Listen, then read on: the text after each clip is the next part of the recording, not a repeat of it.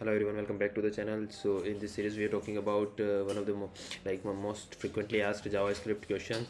So our today's question is what is NaN property in JavaScript? So basically NaN stands for not a number, which which specify whether a particular argument, or we can say value, is a number or not.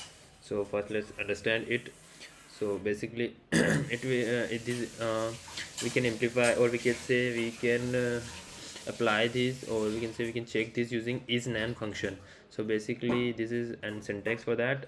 So first you have to write isNaN, and then in the braces you have to write the argument. So basically in the first case we are writing a string which says hello. So basically it will gonna return true because it's not a number.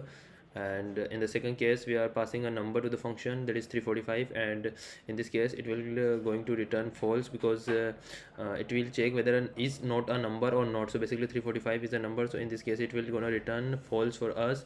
And in the third case we are passing a string 1.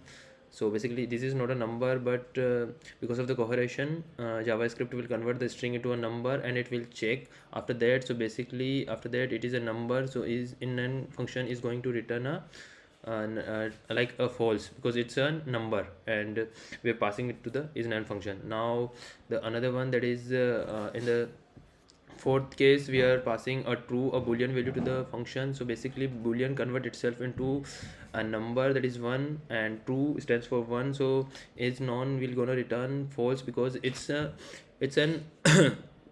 it's a number, because true it will convert, it will convert the true into 1, so it will gonna return false because it's a number. And same for the false, it will gonna return 0, but as 0 is a number, so in this case it will going to return false as well.